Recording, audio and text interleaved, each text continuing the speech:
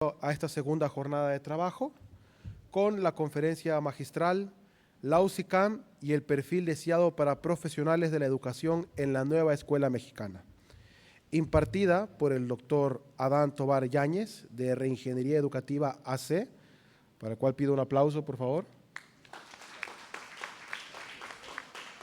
Y cedo la palabra a la doctora Merced Guadalupe Hoyos Ramírez de la Dirección de Escuela Normal, de Educación Normal, quien se encargará de la moderación. Muchas gracias.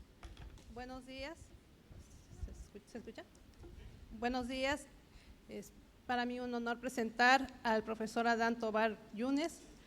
Él es mexicano, nacido en Torreón, reside en Saltillo, Coahuila. Por 36 años se ha involucrado en servicios educativos a nivel local, nacional e internacional. Es vicerrector de la Universidad de Santander para atender la formación continua y superación para el trabajo. Es postdoctor en didáctica desarrollada por el Centro Internacional de Capacitación, Investigación y Posgrado ubicado en Cancún. Es doctor en Ciencias de la Educación por la Universidad Santander de Coahuila. Cursó también estudios de doctorado en investigación e innovación educativa en la Escuela de Graduados de la Universidad Superior de Monterrey, Nuevo León. Es maestro en educación con campo en la innovación pedagógica por la Universidad Pedagógica de Coahuila. Se asume a sí mismo como hijo de la Escuela Normal. En su formación inicial en la educación, en la docencia, cursó la Escuela Normal de Educación Física e inició la licenciatura en Educación, la licenciatura en Psicología Educativa y Orientación de la Escuela Normal Superior en Coahuila. Es licenciado en Educación Especial en la Escuela Normal Regional de Especialización para la atención a alumnos con problemas de aprendizaje. Obtuvo el diplomado en Evaluación Educativa por la Facultad de Psicología de la Universidad Autónoma de México, en convenio con el Instituto para la Evaluación de la Educación. Tiene un diplomado en Orientación y Extensión Educativa por el Instituto Estatal de Capacitación y Actualización del Magisterio. Posee el diplomado en Habilidades Docentes por el Instituto Tecnológico de Estudios Superiores de Monterrey. Su experiencia profesional: ha sido funcionario público en los ámbitos de gobierno estatal, nacional. En 2015 asume la función de director de evaluación en Coahuila, dentro del Instituto Estatal de Desarrollo Docente e Investigación Educativa. En 2016 se convierte en titular de la subdirección del proceso de evaluación educativa en el Instituto Nacional para la Evaluación de la Educación. En 2019 fue subdirector de Investigación en Educación Media y Superior en la Secretaría de Educación de Coahuila, México. Sus investigaciones versan en los campos temáticos de las estrategias didácticas, el psicoanálisis freudiano, la evaluación desde el servicio profesional docente y el desarrollo socioemocional en el nuevo marco de la Escuela Mexicana. Es investigador y docente en el Centro Internacional de Capacitación, Investigación y Posgrado. Es director de tesis de maestría y doctorado en programas nacionales e internacionales. Es integrante de la Red Global de Mentores y es consultor de la Reingeniería Educativa, ponente en congresos nacionales e internacionales. Bueno, él es el doctor. Ahora vamos a escuchar su conferencia magistral, la UCICAM y el perfil deseado para los profesionales de la educación en la nueva escuela mexicana. Doctor, le cedo la palabra.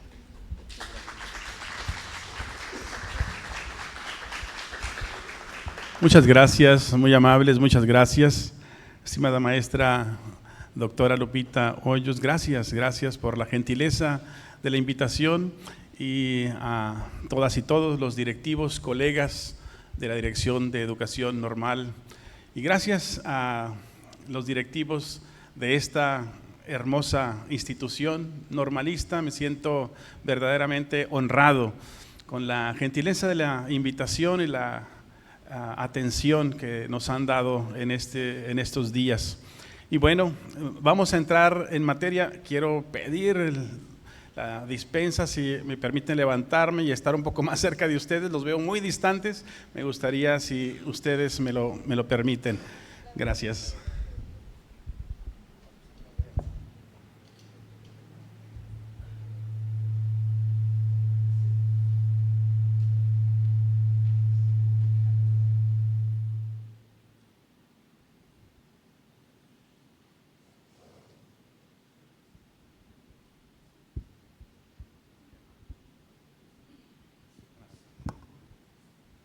Muchas gracias, muy amables, gracias.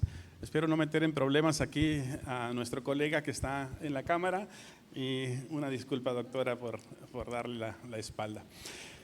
Estamos ante una temática por demás sobresaliente, muy valiosa. Y me da muchísimo gusto poder estar entre colegas. Me siento verdaderamente en casa, en familia y en un espacio tan bello, tan hermoso. Rápidamente le digo que de donde provengo es un espacio desértico, árido, seco. Y el norte de la República no tiene toda esta belleza que está aquí. Pero tiene gente de gran corazón como ustedes que están ahora acá. Por eso nos hermanamos en este sentido y es un honor, un privilegio estar aquí compartiendo de este espacio, además con amigos, amigas muy preciados. Y sobre todo, permítame decirles, porque allá están, no sé si castigados o limitados, nuestras y nuestros estudiantes, un tanto cuanto distantes y lejanos, pero espero poder llegar hasta su mente y además hasta su corazón, porque parte de lo que quiero compartir ahora no solamente tiene que ver con usted, que es un colega que está ya operando todo el proceso educativo, desde una nueva perspectiva, desde un perfil y un enfoque que hoy es altamente demandante. Y además estoy enfocado principalmente en las y los estudiantes porque se espera de ellas y de ellos grandes cosas. Y es menester que aquí pongamos a nivel de la mesa las consideraciones de esta temática. Usted ya la tiene frente a sus ojos. Justamente estamos ahí planteando la UCICAM, la unidad del sistema para la carrera de las maestras y los maestros, que establece un perfil muy interesante y este perfil llamado o deseado. A partir de ello se establecen entonces retos para las nuevas, los nuevos y los actuales profesionales de la educación. Bueno, quiero comenzar planteando esta idea principalmente. Estoy convencido de ello, totalmente convencido. Revíselo, por favor. Usted ya lo tiene frente a sus ojos. Estamos hoy frente a un nuevo oleaje. Estamos en una dispensación de tiempos distintos, con elementos que nos eran ajenos y un tanto cuanto distantes también. En una generación, aunque yo los veo a ustedes muy jóvenes, pero en una generación, tengo más de 36 años en el ámbito educativo, para la que no nos prepararon, por lo menos a la generación, para retos como los que hoy estamos viviendo y de lo que se espera que hagamos en el futuro inmediato, por no decir ya mismo.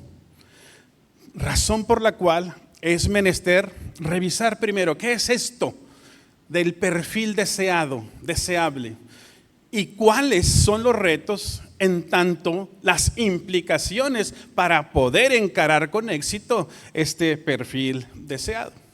Por eso nos proponemos justamente profundizar en elementos sustantivos sobre aquello de lo que se espera de nosotros como perfil desde la unidad del sistema para la carrera de las maestras y los maestros.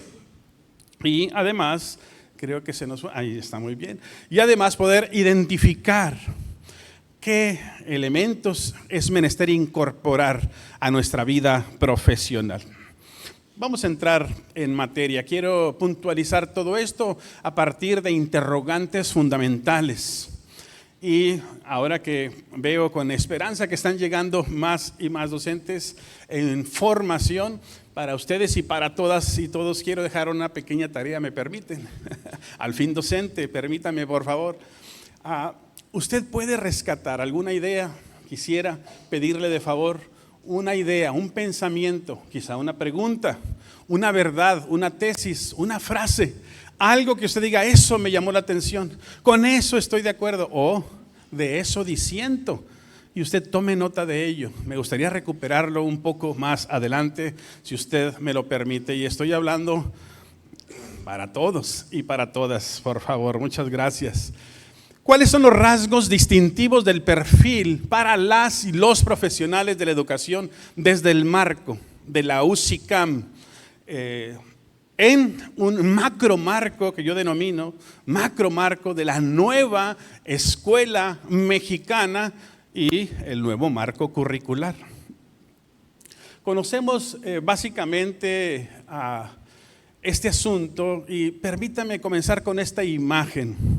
Creo que para poder entender el asunto del perfil deseado, hemos de transitar por dos procesos. Son dos monedas, dos rostros, de una misma moneda. Por un lado la apropiación, pero por otro lado también la formación. Dos rostros de una misma moneda. Me parece que entender el asunto del perfil deseado desde la UCICAM en la nueva escuela mexicana ha de transitar por, primero, la apropiación. Segundo, la formación. Esto que estamos hoy viviendo en este tercer foro justamente le da en el clavo a ambos procesos, a ambos rostros de esta misma moneda, y lo iremos revisando poco a poco. El primer asunto que me parece muy valioso que hemos de plantear aquí es el perfil que se desea. Es un perfil que está planteado desde el enfoque filosófico y epistemológico. Pocas veces pensamos en ese asunto. Hoy no estamos ante el mismo enfoque filosófico y no estamos ante el mismo enfoque epistemológico cuando hablamos de la nueva escuela mexicana y cuando hablamos de lo que se desea de las y los profesionales de la educación. Mire, probablemente hemos de preguntarnos qué tipo de persona se pretende formar mediante la nueva escuela mexicana. Cuando respondemos a esta interrogante, ineludiblemente estamos hablando ya de un asiento y de una fundamentación filosófica y epistemológica. Hemos de preguntarnos ello. Si al preguntarnos qué tipo de persona no logramos la respuesta, entonces es menester profundizar en el enfoque filosófico y es algo de lo que quiero hacer. Para ello le propongo 4 miradas. 4 miradas filosóficas. La primera de ellas tiene que ver con la mirada ontológica, de ontos, ser, el estudio de la naturaleza de las cosas. Por eso nos preguntamos, ¿qué es el alumno? ¿Qué es la persona? Pero hay otra mirada más, la mirada, si me permite, teleológica y axiológica. De telos, permítame utilizar esas expresiones, pero justo es necesario adentrarnos a esta consideración para entender el perfil deseable. Cuando hablamos de la mirada teleológica, estamos hablando de los grandes para qué, los grandes fines. Y cuando hablamos de la mirada axiológica, estamos hablando de los valores, aquellos valores que sustentan, que soportan la base del gran edificio que es hoy la nueva escuela mexicana. Y hay una cuarta mirada, la epistemológica. Esta mirada se dedica a estudiar el conocimiento, la ciencia y el pensamiento. Y cuando abordamos estas 4 miradas y logramos entender a partir de interrogantes sustantivas como esta, por ejemplo, en la mirada ontológica, ¿quién es el estudiante? ¿Quién es el alumno? Algunos compañeros quizá han escuchado lo que su servidor ha escuchado cuando dicen, ay, este grupo ni volviendo a nacer, qué mal grupo me tocó. No sé si lo han escuchado, espero que no lo haya dicho. Este grupo parece que me fui de beca un año y cuando regreso me reunieron a los peores del grupo, este grupo ni volviendo a nacer.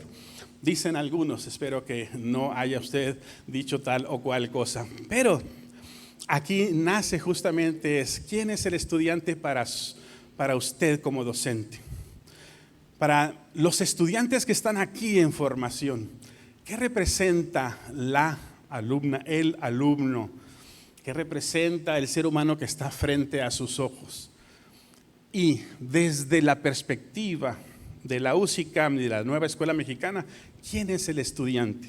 Esta mirada es sumamente valiosa, la ontológica. Cuando hablamos de la mirada axiológica, estamos hablando justamente cuáles son los valores que están sosteniendo a la Nueva Escuela Mexicana. Cuando hablamos de la mirada epistemológica, hemos de preguntarnos un asunto tan crucial como este: ¿cómo se da el aprendizaje? ¿Cómo se da el pensamiento? ¿Cómo se genera la ciencia? Por ejemplo, en el aula. Y aquí relacionamos este hecho fundamental de por qué hoy estamos trabajando con base en el enfoque por proyectos. Bueno, obedece justamente a esta mirada epistemológica.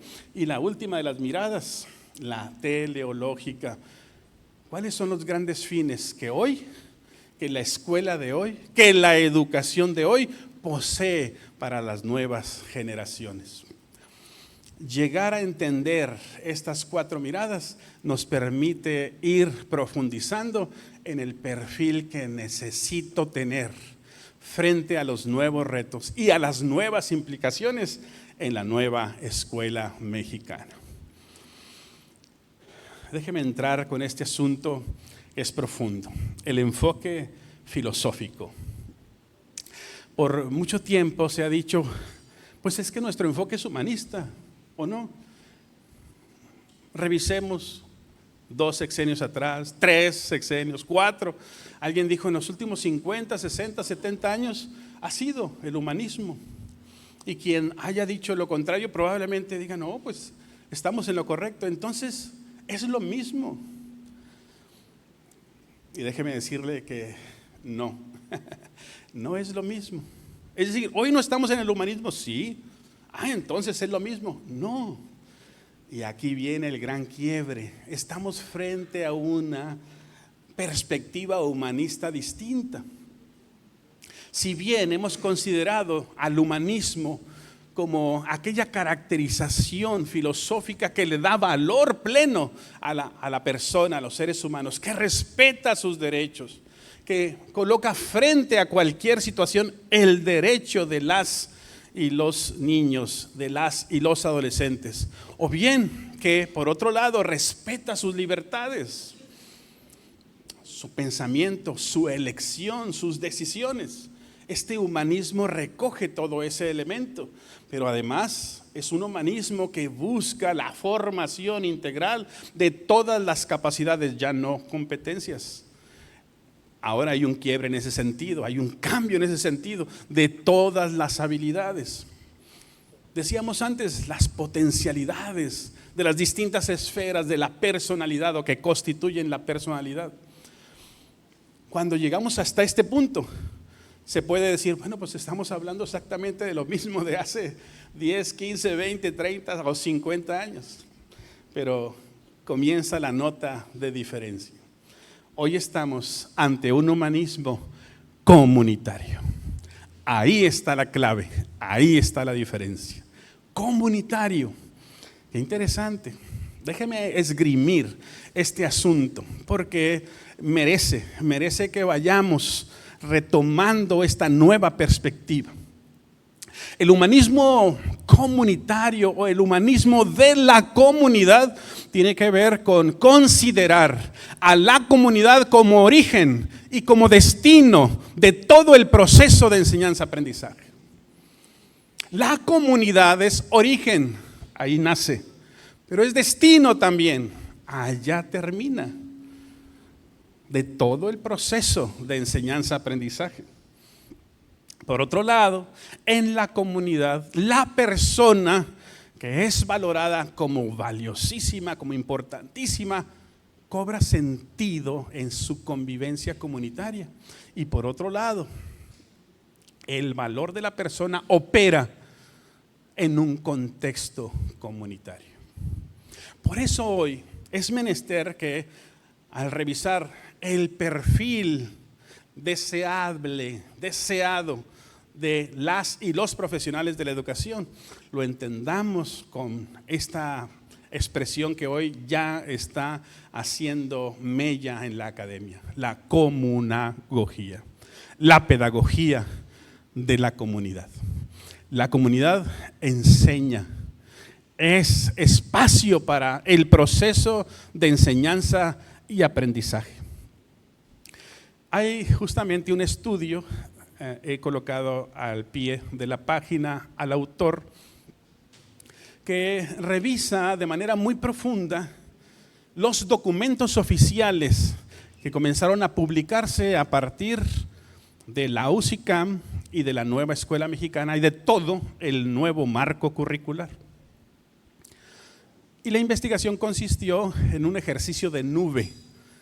La palabra que más se repita es la palabra que más va creciendo. Todos hemos hecho quizá ese ejercicio tecnológico.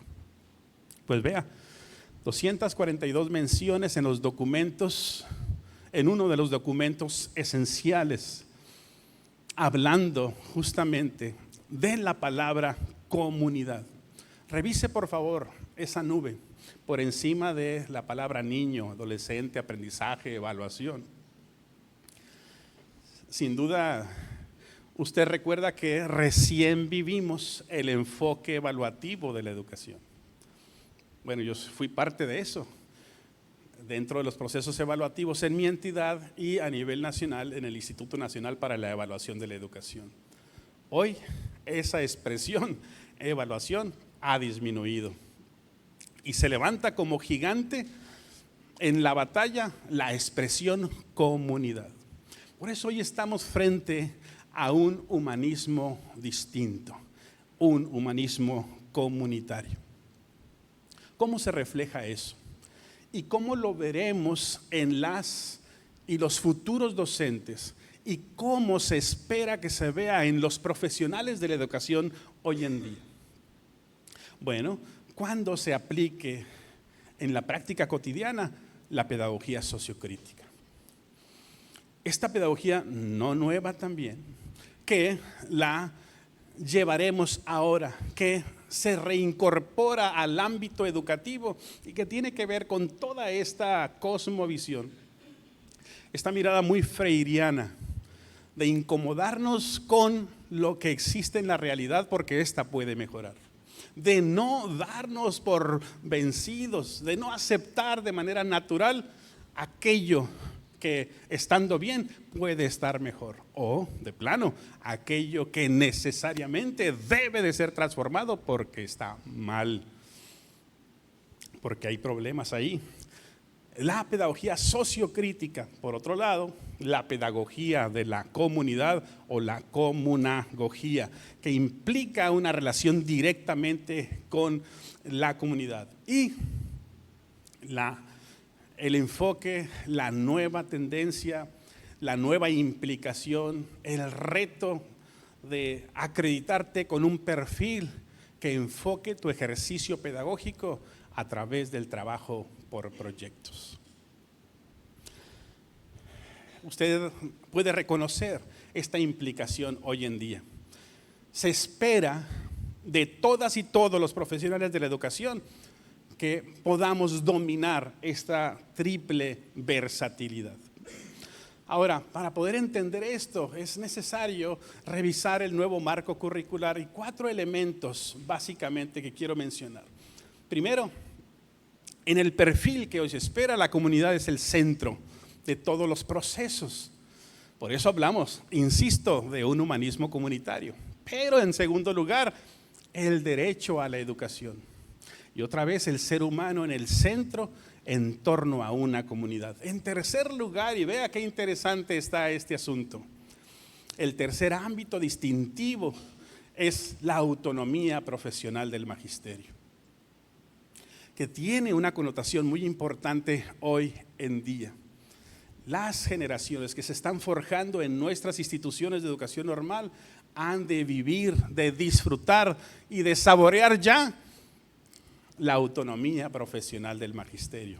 Quiero hablar un poquito más adelante sobre eso, pero ya la colocamos aquí como uno de los grandes rasgos de este nuevo enfoque. Y en cuarto lugar, la integración curricular.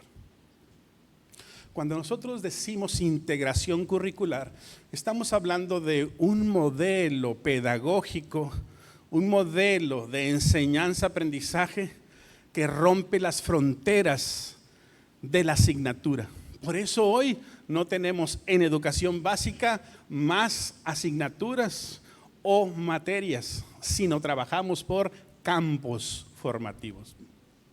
Justamente estamos en una nueva dispensación de la complejidad, en donde el conocimiento y el saber está integrado más allá de las matemáticas.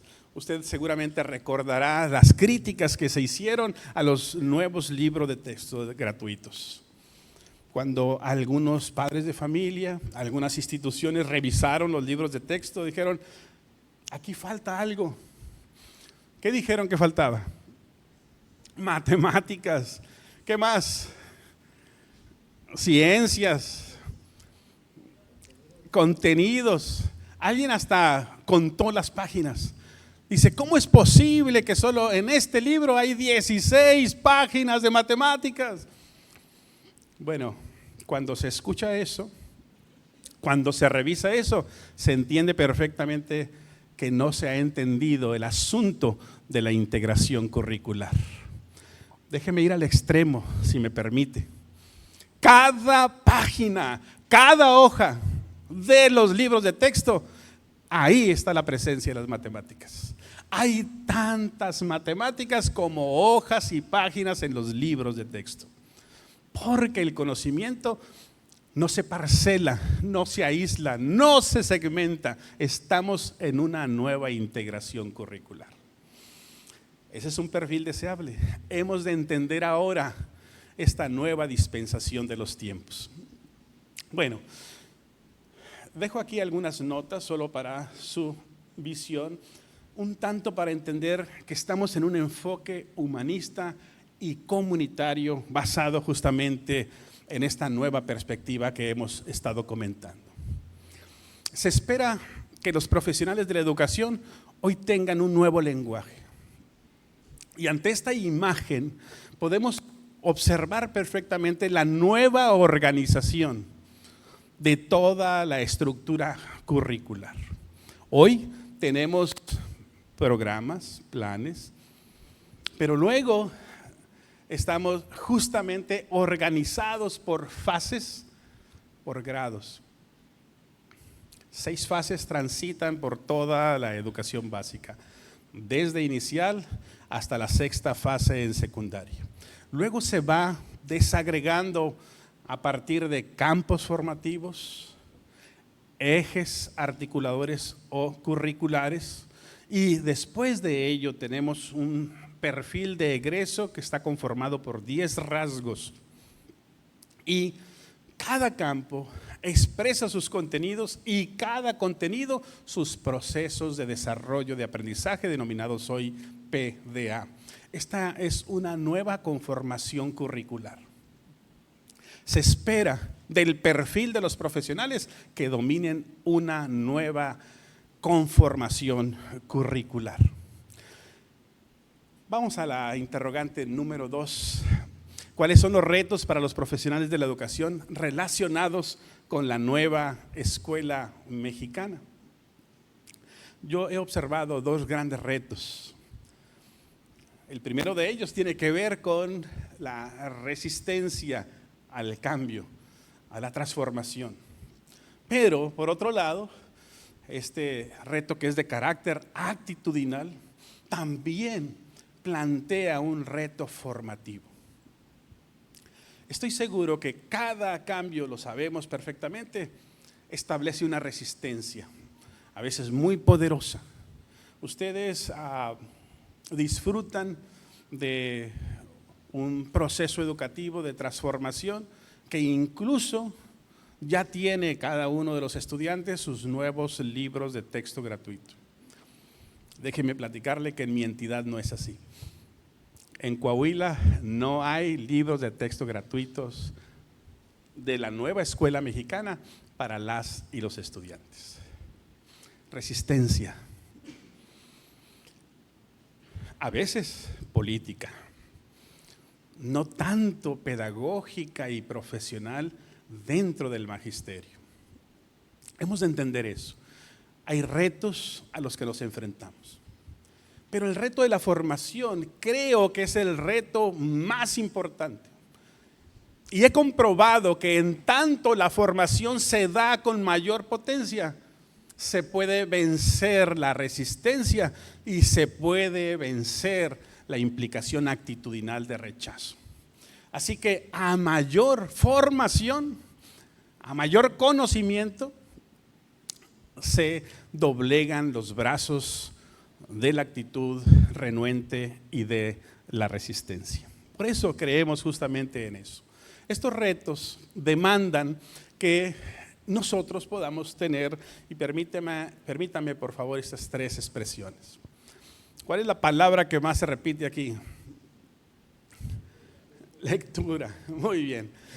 Bueno, déjenme le planteo el escenario que vivimos los profesionales de la educación en el último semestre del ciclo escolar pasado. Usted seguramente lo recuerda porque esto fue muy conocido en las redes sociales. Llegó el diseño del programa analítico, consejos técnicos. Vamos a diseñar programas analíticos. Y los docentes, ¿qué? ¿Pero cómo? El rechazo, la actitud, ¿verdad? ¿Pero por qué? Entonces, el gobierno no logró hacer los programas que hoy los tenemos que hacer nosotros.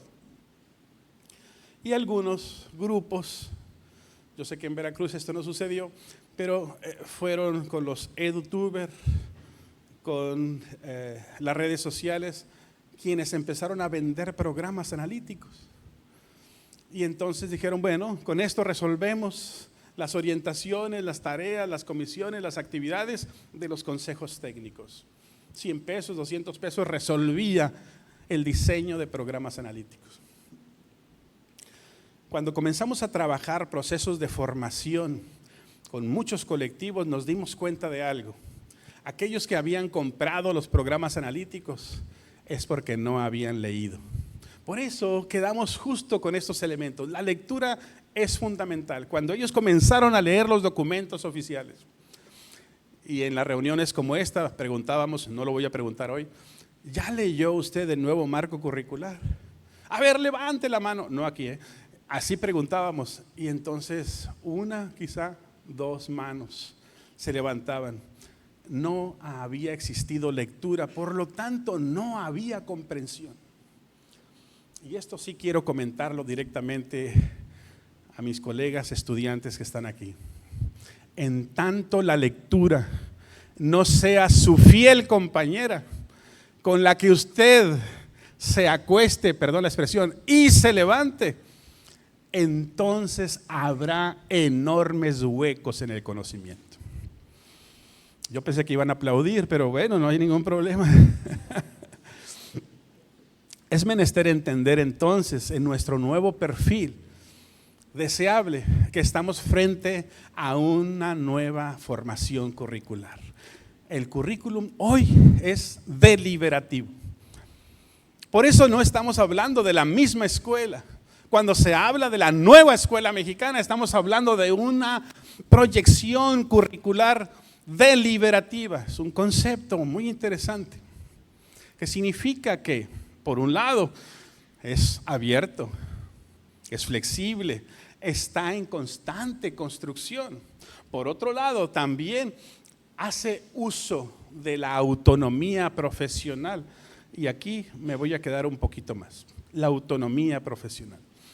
Es deliberativo en tanto ahora en la nueva conformación curricular, usted como docente, usted como profesional de la educación interviene en la construcción y en el diseño. Hoy el perfil deseable para los profesionales de la educación es que también logren diseñar, aporten de su capacidad profesional y diseñen currículo. Alguien dijo, es que eso ya lo veníamos haciendo. Claro, hoy lo estamos formalizando. Porque el currículo deliberativo implica que la construcción nacional, el programa denominado sintético, que contiene todos los saberes nacionales, ha de ser colocado a la consideración de los colectivos escolares. Ellos deliberan qué elementos, qué contenidos, por cuál campo comenzamos. Si estos saberes y conocimientos nacionales cumplen y cubren las necesidades de mi contexto. Ahí está la autonomía profesional. Por eso la entendemos básicamente, y aquí le dejo el concepto, solo para refrendar que estamos hablando en serio cuando se habla de autonomía profesional. Se está esperando como perfil que usted aplique. Por muchos años se dijo, ¿por qué todo lo hacen los especialistas detrás de un escritorio? ¿Por qué nosotros solo tenemos que operar? ¿Por qué tenemos que ser solo los ejecutores de lo que otros formularon? ¿Qué no saben que México es 1000 Méxicos? Que el contexto del sur no es igual al contexto del norte, ni siquiera en las propias zonas y regiones. Bueno, hoy este asunto se cumple. Hoy se reconoce la libertad y la capacidad de los profesionales de la educación para entrar al diseño curricular. Y para decir, a partir de la lectura de la realidad de mi contexto geográfico y territorial, la necesidad de mis estudiantes respecto de los procesos de aprendizaje es esta. Y entonces yo puedo diseñar, tomándome de los saberes nacionales, más lo que yo voy construyendo. Por eso es un nuevo enfoque curricular, deliberativo. Bueno, mire, no se ve hasta allá seguramente. La idea no es leerlo, pero sí que usted vaya siguiendo de izquierda a derecha la conformación de este diseño curricular.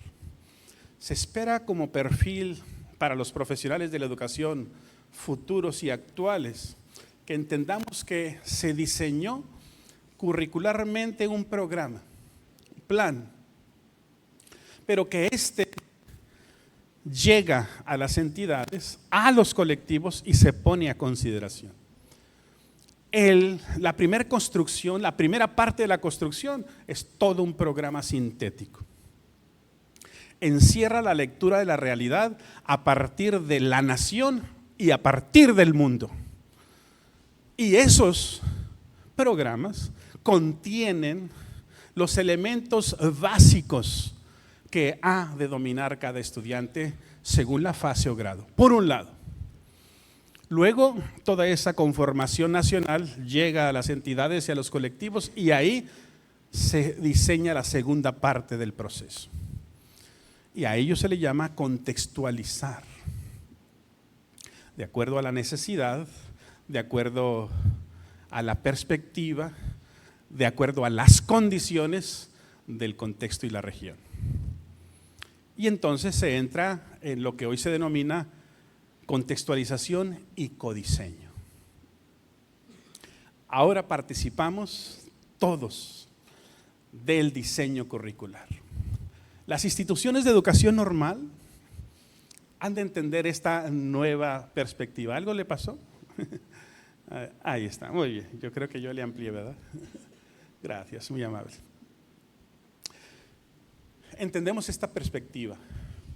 Nuestros estudiantes no solo han de esgrimir pedagógicamente el proceso de enseñanza-aprendizaje, no solamente han de diseñar planeaciones didácticas, hoy tendrán que entender la naturaleza de los programas, entender la profundidad epistemológica de ellos, filosófica de ellos, para poder leer la realidad y diseñar programas llamados hoy analíticos. Por eso entendemos en la nueva conformación este perfil, 2 programas. Hay 2 tipos de programas, 2 programas sintéticos, decimos, estos son los programas que contienen los saberes nacionales, pero también tenemos los programas analíticos. Estos no están construidos, estos se diseñan desde los colectivos. Nuestros estudiantes en las escuelas normales están llegando hoy a los consejos técnicos. Hoy mismo están trabajando en los consejos técnicos. Hoy se está revisando el nuevo acuerdo de evaluación. Hoy se está revisando lo que se ha estado generando en el plano didáctico, a partir de una construcción y de un diseño de un programa analítico. La pregunta fundamental, y aquí esta pregunta es solo para los estudiantes. Aquí están los estudiantes. Den un aplauso si aquí están los estudiantes. Muy bien, hay muchos. Estudiantes, y este va a ser un proceso evaluativo así directo, un levantamiento exploratorio directo. Con un aplauso es sí, con 2 aplausos es no. La pregunta es la siguiente: estudiantes, ¿saben diseñar programas analíticos? 1.5. 2 es no, 1 es sí. ¿Saben diseñar programas analíticos? Ahí quedó muy claro. El perfil deseado para el profesional de hoy es que diseñe programas analíticos. Estos programas analíticos los entendemos como los derivados de los programas sintéticos que tienen campos, contenidos y PDAs. Los programas analíticos, decíamos, y aquí retomo la expresión del doctor Ángel Díaz Barriga, los programas analíticos es la segunda parte, el segundo momento de la construcción curricular.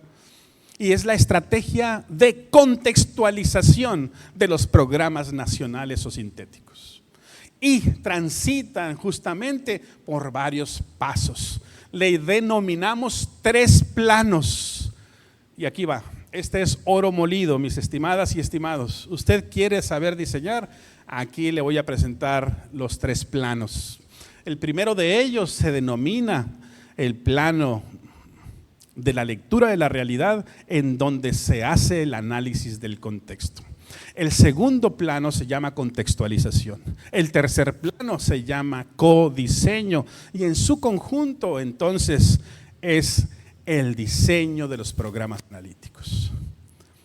¿Y cómo es cada uno de ellos? Le voy a colocar un panorama. Esto sería para un taller, pero aquí va un panorama de cada uno de ellos. El primer plano implica observar la realidad. Otros le llaman diagnosticar la realidad. Nadie, ningún profesional de la educación en su sano juicio comenzaría un proceso de enseñanza-aprendizaje si no diagnostica, si no es capaz de profundizar en las inmediaciones de las necesidades de su propia comunidad, de su colectivo, de su grupo, de sus estudiantes. Observar la realidad es el primer paso. Hoy, en el enfoque comunitario, en la comunagogía, no solamente revisamos a las y los estudiantes en un ejercicio diagnóstico, sino también participa la comunidad. Les cuestionamos, les observamos, les preguntamos, y aquí se diseñan instrumentos para tal cosa, así como lo hacemos en investigación. Pero una cosa muy valiosa, en el diagnóstico, mis estimadas y estimados, también las y los docentes participan. Es decir, en la lectura de la realidad, en el diseño de este ejercicio panorámico, también los docentes participan, porque se preguntan a sí mismos: ¿y cuál es mi estilo de enseñanza? ¿Y cuál es mi área de oportunidad? ¿Y cómo lo puedo hacer mejor? ¿Y seré yo un factor por el cual las y los estudiantes no están aprendiendo lo suficiente? También entramos en ese proceso. Leer la realidad implica problematizarla. Problematizar implica cuestionar a la realidad. Y la mejor forma de hacerlo es a partir de instrumentos diseñados para tal fin. Con todo eso entendemos qué problemas prevalecen, qué necesidades de aprendizaje hay en mis estudiantes y cuáles son mis necesidades como docente que debo de satisfacer, que debo de mejorar para poder desarrollar un ejercicio educativo de excelencia. Cuando hablamos del segundo plano, estamos hablando del plano de la contextualización. Aquí este plano es llevar los contenidos del programa sintético, los saberes nacionales, a el escenario del contexto inmediato, al terreno geográfico, a la necesidad de mis estudiantes. Para ello, necesito identificar, ¿y cuál es el problema fundamental de mis estudiantes? ¿Qué problemas viven ellos en la comunidad? Y cómo, a partir de los saberes nacionales, puedo ayudar para que ellos engarcen, articulen el saber con la problemática y resuelvan. Por eso impulsé la idea de que la comunidad es origen y destino del proceso de enseñanza-aprendizaje, porque se levanta desde la comunidad, ahí está el origen, la problemática. En el aula se articula justamente con el saber y se regresa a la comunidad, ahí está el destino para transformarla. La comunidad es origen y destino del proceso de enseñanza-aprendizaje. Aquí en este plano de la contextualización se establecen también algunas metodologías y se revisa cómo vamos a encarar este conocimiento, este saber, este aprendizaje. El fiel de la balanza es lo que necesitan mis estudiantes, eso, a través de eso, en alguno de sus campos formativos y los 7 ejes articuladores, estableceré mi momento para desarrollar el proceso de enseñanza-aprendizaje. Hay un tercer plano, se denomina codiseño. Este plano es posible o no en el diseño de programas analíticos. Explico. Codiseñar implica el momento o plano en el que el colectivo elabora contenidos que no existen en el programa nacional y que por lo tanto, al existir una necesidad en mis estudiantes, el programa nacional no lo cubre. Entonces necesito una construcción original. A eso se le llama codiseño. Bueno,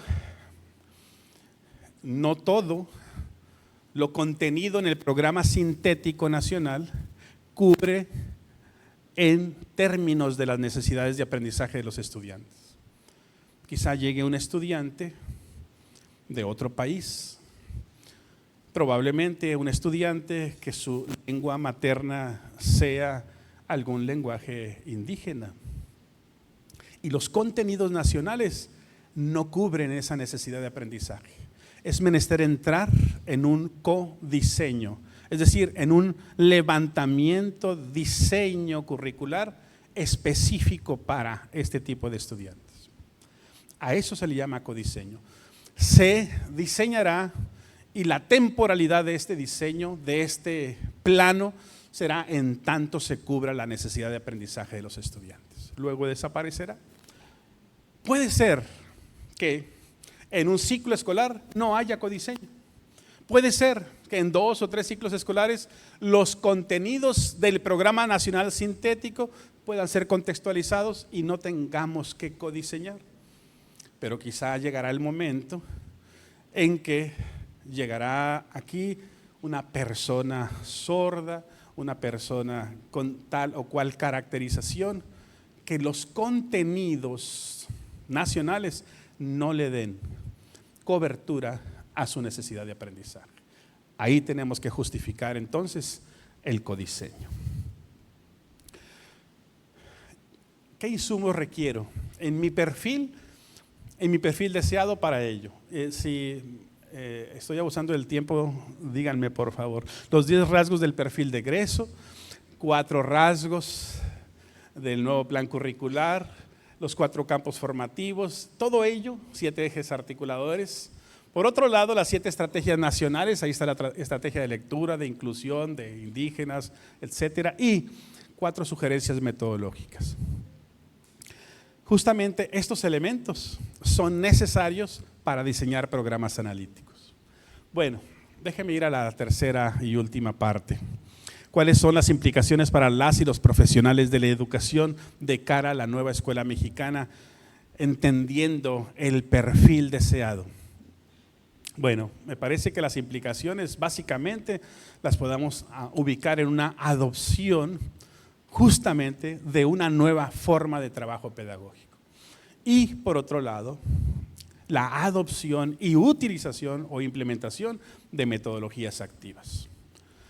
Esto es ya el perfil operado, el perfil operativo. Si se espera algo de los profesionales de la educación, es que cambie su forma de trabajo e incorpore de manera cotidiana metodologías activas. Por eso, 4 herramientas básicas habrá que dominar en este perfil.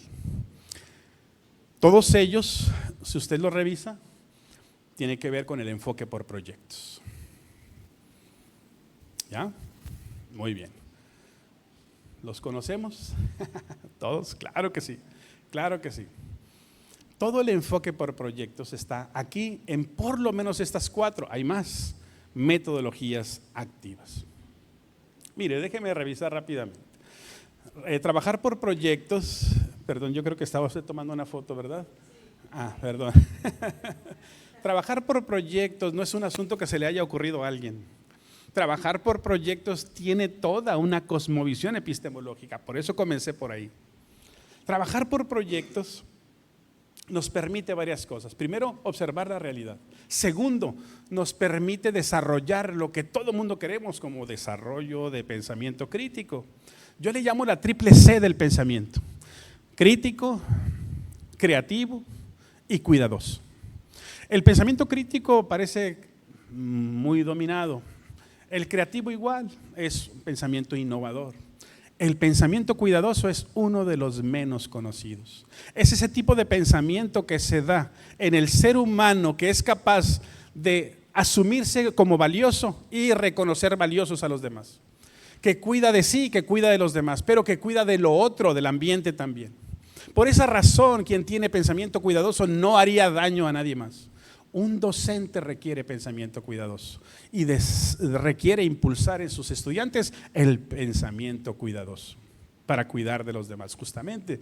Y se trabaja por proyectos porque es una forma natural de transferir el conocimiento, de resolver problemas, de llevar la ciencia al aula, de conectarse con la realidad. Justo por eso no podemos evitar las nuevas o las metodologías activas en esta nueva dispensación. Rápidamente, quiero plantearle que para poder trabajar por proyectos, 4 cosas requerimos. Primero, el conocimiento y el dominio del programa sintético, los programas analíticos. Por otro lado, el dominio de los campos formativos en sus fases, sus contenidos y procesos de desarrollo de aprendizaje, y el dominio de los ejes articuladores. Con estos insumos y elementos podemos comenzar a desarrollarnos en estas metodologías activas. Todos los componentes curriculares que hemos estado planteando, concretamente los 4 campos formativos, están asociados a distintos enfoques de proyecto. Mire, por ejemplo, el aprendizaje basado en proyectos comunitarios se relaciona mucho con lenguajes. El STEAM, que es un enfoque basado en indagación, tiene mucha relación con saberes y pensamiento científico. Cuando hablamos del aprendizaje basado en problemas, con ética, naturaleza y sociedades, y de lo humano y comunitario, el aprendizaje servicio. Esos 4 enfoques están muy relacionados. Sin embargo, usted puede trabajar cualquiera de los enfoques en cualquiera de los campos. Solamente la idea es que usted vea que hay una relación perfecta y curricular cuando hablamos de estos nuevos enfoques y trabajo. El STEAM que he estado mencionando es un acrónimo, tiene que ver con las siglas en inglés de esta conformación. Cuando hablamos de STEAM estamos hablando de la S de ciencia en inglés, tecnología, cuando hablamos de ingeniería, cuando hablamos de arte y matemáticas. La conjugación de estos elementos justamente se da para ir desarrollando. Cuando algunas personas dijeron, es que no está el arte, no están las matemáticas, no está en la nueva dispensación curricular, ahí está el STEAM, que le da sentido al pensamiento complejo. Bueno, ese es uno, tiene varias etapas, no las vamos a revisar obviamente, son 5 etapas, pero quiero mencionar la número 5 solamente. En este proyecto, en este trabajo, se desarrolla justamente procesos metacognitivos y evaluativos. Este es uno de los grandes enfoques con los que estaremos trabajando. Hay que dominar este enfoque, es parte del perfil deseable. Luego tenemos el aprendizaje servicio. Se reconoce también a este aprendizaje como la pedagogía de la experiencia y es el que conecta lo académico con la comunidad. Afecta favorablemente o hace una implicación y relación para que las y los estudiantes sean sensibles a la comunidad. Justo por eso se plantea este nuevo ejercicio. Las y los estudiantes se comprometen, no solamente se identifican, sino con las causas de la comunidad y además construyen redes de asociación para implicarse y resolver problemáticas directamente. Esta metodología también muy interesante, aprendizaje-servicio. Esta tiene varias etapas, las reviso, básicamente son 5 etapas y vuelvo a mencionar, todas estas etapas tienen la característica común de que se realizan en colaboración y de que hay una evaluación intermitente y un seguimiento, un diálogo y una comunicación directa con los integrantes y con la comunidad. Elementos que no teníamos. ¿Por qué? Hoy tenemos 3 tipos de proyectos. Uno denominado proyecto de aula, uno denominado proyecto de escuela y otro denominado proyecto comunitario.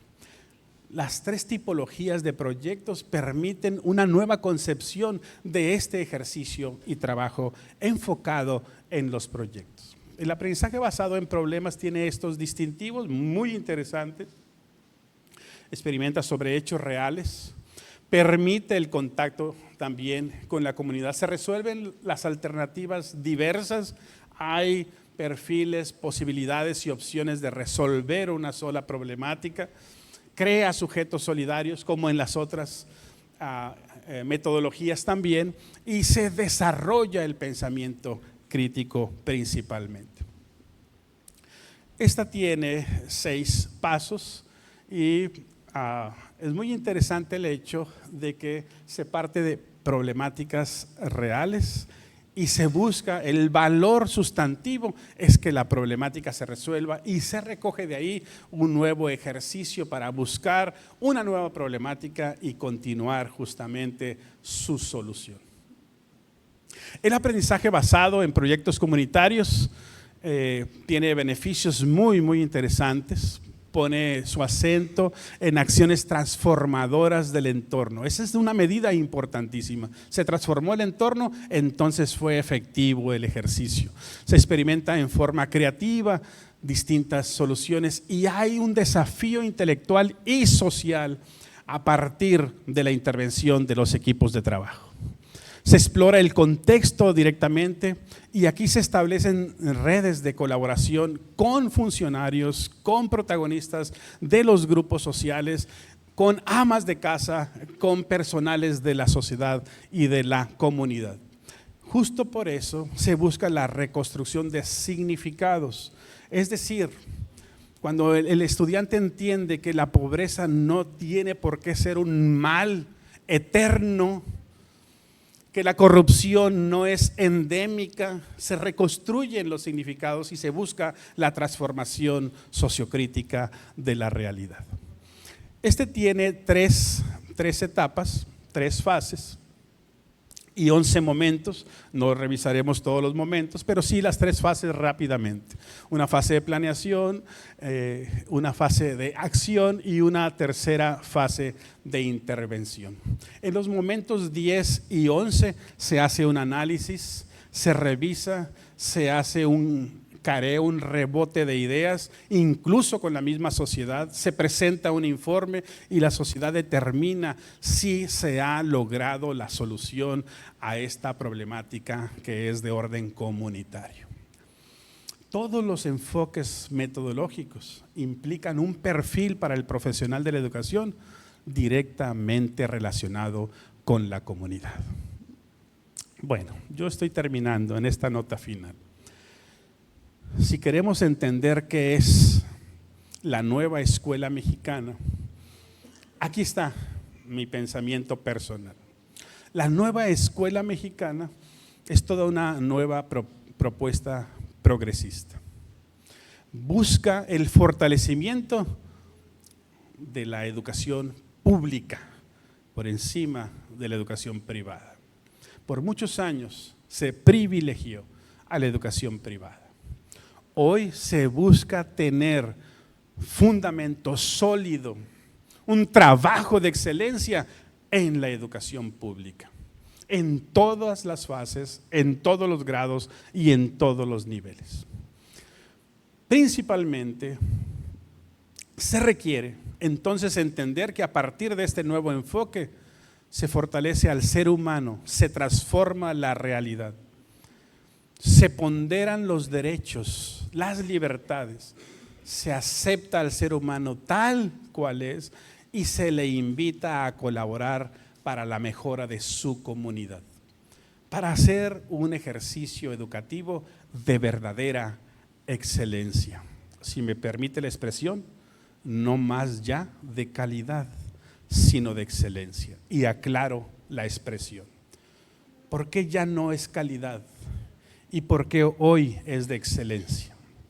Porque el término calidad, bien sabemos, estaba acuñado desde un enfoque de la economía y del mercado empresarial.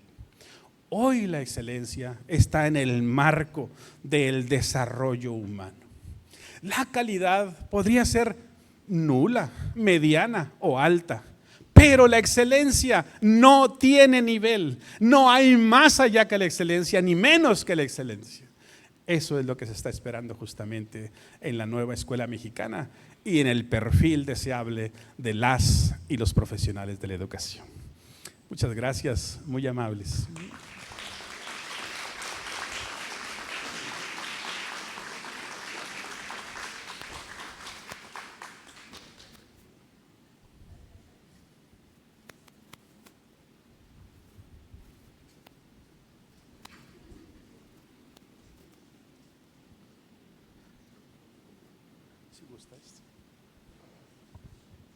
Gracias, doctor.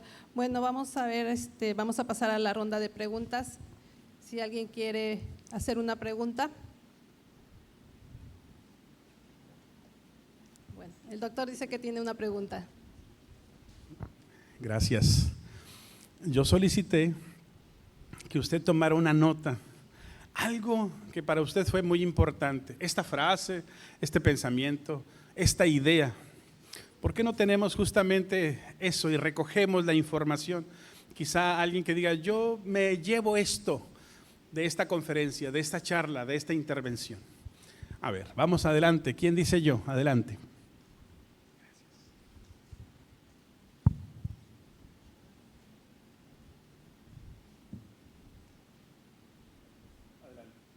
Adelante.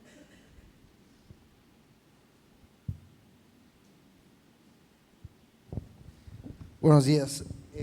Bueno, me ha sorprendido sobremanera la exposición que hizo el doctor, porque bueno, me clarifica varias cosas con respecto a la nueva escuela mexicana y las exigencias y retos que tenemos como escuelas normales, ¿no? O sea, toda esta perfiles, parámetros, hacia dónde van enfocados, sobre todo cuando clasificaste los proyectos o los tipos de abordaje metodológico que se da en la educación básica. Y lo que yo he vivido en la escuela normal, en la Repsamen, es esta inquietud que tienen los estudiantes acerca de cómo implementar los proyectos ahora de forma transversal, porque nosotros, por ejemplo, nuestro currículum, el Plan 22, que si bien es cierto llevamos un codiseño, lo vemos como segmentado, ¿no? Sí es cierto que participamos, lo contextualizamos a nuestra institución, nuestra misión, nuestra visión, etcétera, pero ahora nos enfrentamos que la nueva escuela está planteando distintos procesos metodológicos en el aula y nosotros seguimos segmentando la enseñanza de la física, la enseñanza de la biología, la enseñanza de la historia, etcétera, ¿no? O sea, es más disciplinar. Entonces ahí, son dos preguntas, ¿no? ¿Cuáles serían tus recomendaciones acerca de cómo transitar de un currículum que pareciera que está segmentado al trabajo colaborativo en comunidades de aprendizaje vía las academias?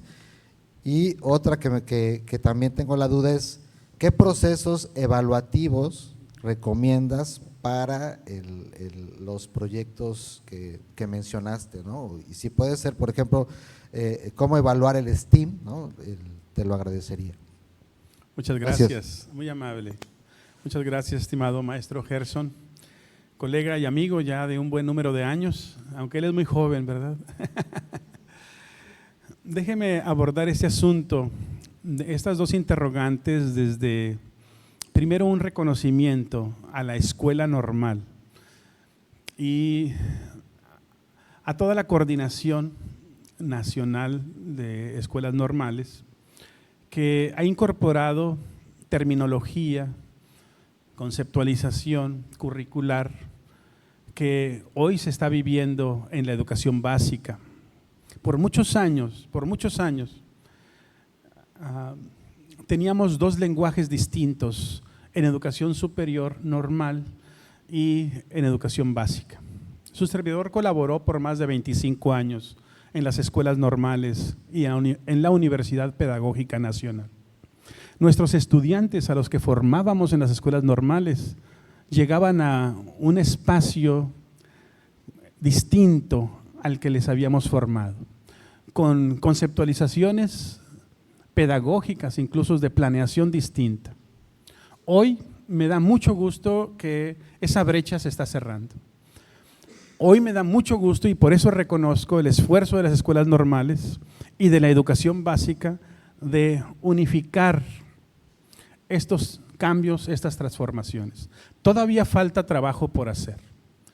El codiseño que se está haciendo en las escuelas normales es un tanto cuanto distinto al codiseño que se hace en la educación básica en los colectivos. Porque el codiseño que se está haciendo en los colectivos de educación básica justo tiene que ver con el hecho de que no exista en los contenidos nacionales elementos, saberes que cubran la necesidad de aprendizaje de las y los estudiantes. Pero si sí se cubren, entonces no hay codiseño. En ese sentido, el plano llamado codiseño es distinto al codiseño que ustedes desarrollan. Sin embargo, el espíritu es el mismo. ¿Cuál es el espíritu aquí? La participación directa de los colectivos en el propio contexto. Y eso es digno de aplaudirse. Por otro lado, ya el asunto de la operación denominada el enfoque comunitario por proyectos, ya la operación en sí misma, es menester tenerlo muy en cuenta cuando formamos a los profesionales futuros de la educación, porque ellos se enfrentarán a esa realidad. Ellos tendrán que operar estas 4 y otras más metodologías del enfoque por proyectos que tienen una acentuación comunitaria muy importante. Entonces, es necesario ya incorporar elementos de los contenidos y del procedimiento metodológico de cada una de estas herramientas, ya en la escuela normal. Es un asunto que ya podemos hacerlo. Y podemos hacerlo porque en la normal también hay la autonomía profesional y la autonomía curricular. Y si bien se puede hacer desde las asignaturas que hoy están diseñadas en el plan curricular de las normales, o bien se pueden hacer alternas con jornadas, talleres especializados para que se vaya equipando a las y los estudiantes profesionales y docentes en formación para que adquieran, asimilen y se apropien de esta nueva metodología. Es menester hacerlo. No podemos perder tiempo en ese escenario, porque esto ya está comenzando en la realidad. Para no abrir esa brecha, no hacerla tan distante, es necesario ya empezar a formar a nuestra gente en las escuelas normales. Ahora, integrar los saberes en un proyecto implica la ejecución de una herramienta metodológica, y cada herramienta, la virtud de esto es que tiene su propio procedimiento. Como ustedes lo vieron, alguna herramienta tiene 5 fases, 6 fases, 3 fases, 11 momentos, etcétera, dependiendo de cuál es el fiel de la balanza para decidir con cuál nos vamos. Los campos formativos, en el caso de básica, por un lado, y la necesidad o problema que está prevaleciendo en la comunidad. Entonces es ahí donde comenzamos. Decimos, bueno, en el campo formativo, lenguajes, por ejemplo, si ahí está una problemática muy profunda en la comunidad y en el proceso de desarrollo de aprendizaje de mis estudiantes, por ahí puedo comenzar. Y entonces retomo una metodología afín o apropiada al campo formativo de lenguajes. Si tiene que ver ahí también un elemento co-curricular o de eje articulador, en donde en la comunidad hay discriminación, etcétera, etcétera, problemas y demás, entonces tomo un eje articulador, quizá el de inclusión, y lo coloco en los contenidos también. Por eso hablaba de la importancia de dominar los contenidos de los programas sintéticos y toda la conformación curricular, qué dice cada campo, para qué es cada campo, y los contenidos de cada campo, además de los procesos de desarrollo de aprendizaje que está en cada contenido de cada campo. Esto apenas con la lectura. Por eso lo dije ahí 3 veces, la lectura y la lectura para profundizar.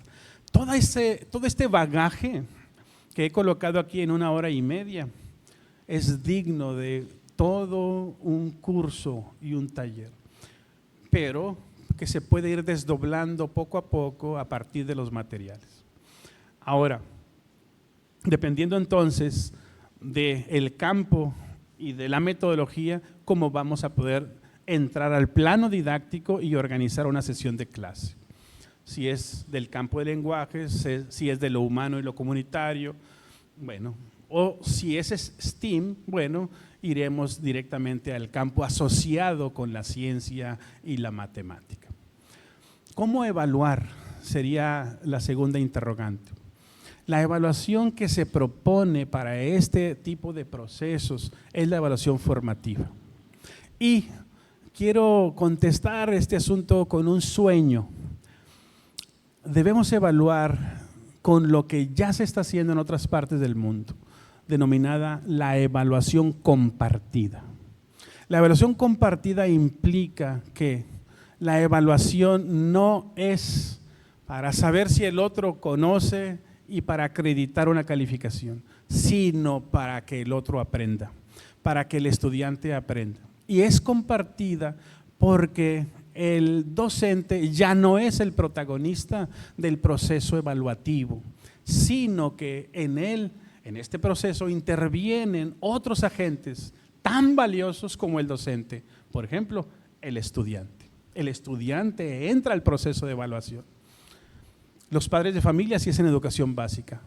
Otros funcionarios en cualquiera de los niveles, de básica o de superior.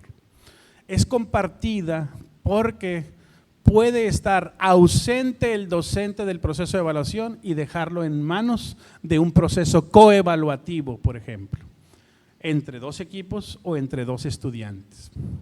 Así se evalúa. No se evalúa el aprendizaje, sino para el aprendizaje, en un ejercicio altamente formativo y diagnóstico. Esa es básicamente la idea. Para eso, una herramienta metodológica que yo recomiendo es la rúbrica.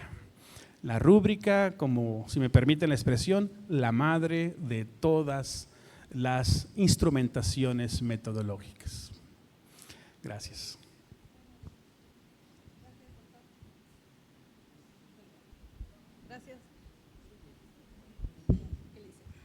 Gracias, doctor. Bueno, por cuestiones de tiempo lo vamos a dejar hasta aquí, pero bueno, le agradecemos mucho estos conocimientos que sin duda alguna nos quedan pendientes para mejorar nuestro trabajo de excelencia.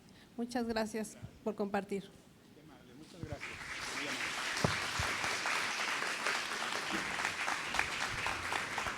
Muchas gracias. Agradecemos al doctor Adán por esta importante exposición. Personalmente y brevemente me quedo mucho con su expresión de inicio que comenta que cuando él se formó nada lo preparaba para lo que hoy tenemos, y eso para mí es impactante porque formamos docentes para una educación que todavía no existe, ¿no? Tenemos que formarlos con esta capacidad de adaptación. Muchas gracias nuevamente por su exposición. Invitamos al maestro Julio César Farías López para que pueda hacer entrega de la constancia correspondiente.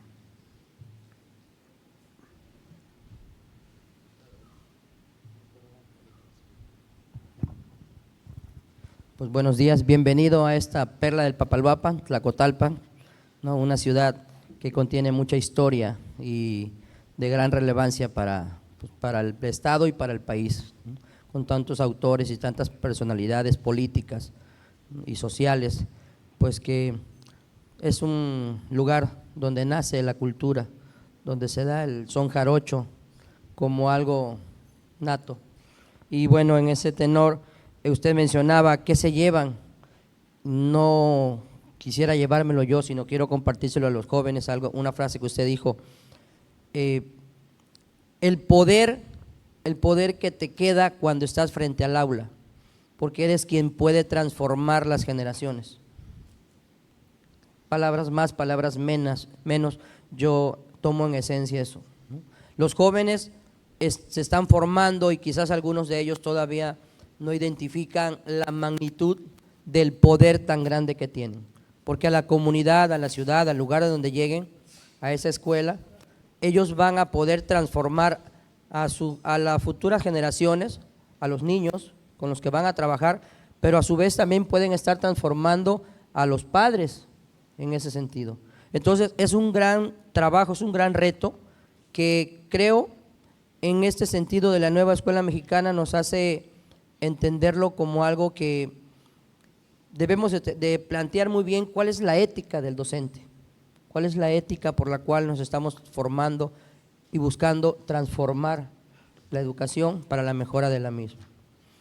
Bueno, en el tenor de la entrega dice, la Dirección de Educación Normal entrega la presente constancia a Adán Tobar Yáñez por su valiosa participación en la conferencia magistral La UCICAN y el perfil deseado para los profesionales de la educación en la nueva escuela mexicana, en el marco del tercer Foro Nacional de Seguimiento a Egresados, modalidad presencial, realizado los días 28 y 29 de septiembre del 2023, Tlacotalpan, Veracruz, y firma nuestro director de Educación Normal, el doctor Gilberto de Jesús Corro Feria.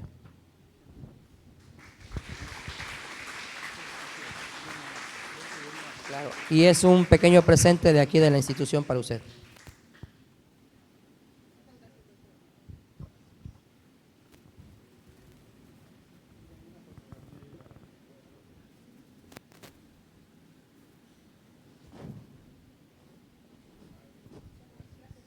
Muy amable usted, gracias.